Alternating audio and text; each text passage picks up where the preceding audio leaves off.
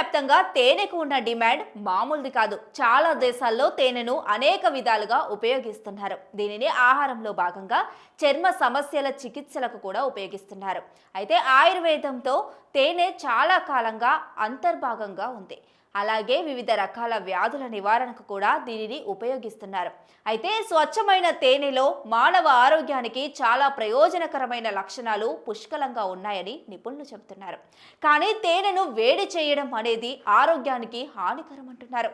తేనెను వేడి చేయడం వల్ల మెయిలర్ట్ ప్రతిచర్య ద్వారా దాని రసాయన నిర్మాణం మారి హెచ్ఎంఎఫ్ అనే విషాన్ని ఉత్పత్తి చేస్తుందని వివరించారు. సహచరక సంహిత వంటి ఆయుర్వేద గ్రంథాలు కూడా తేనెను వేడి చేయడంపై హెచ్చరిస్తున్నాయి.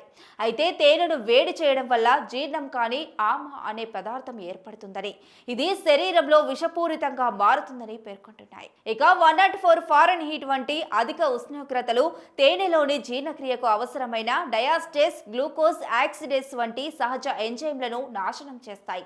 దీనితో పాటు తేనెను వేడి చేయడం వల్ల అనేక విటమిన్లు, ఫ్లేవనాయిడ్లు కూడా నాశనమవుతాయని చెబుతున్నారు. తేనెను వేడి చేస్తే అందులో యాంటీ ఆక్సిడెంట్లు తగ్గుతాయి. ఇది సెల్యులర్ డ్యామేజ్ నుంచి రక్షించే యాంటీ ఆక్సిడెంట్ల సామర్థ్యాన్ని తగ్గిస్తుంది.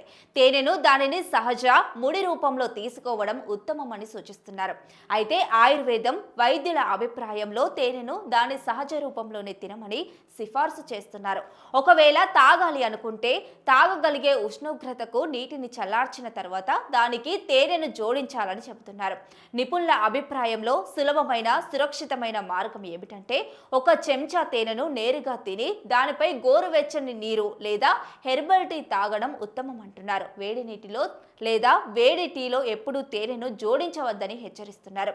తేనెను గోరువెచ్చని నీటిలోనే తీసుకోవాలని సూచిస్తున్నారు.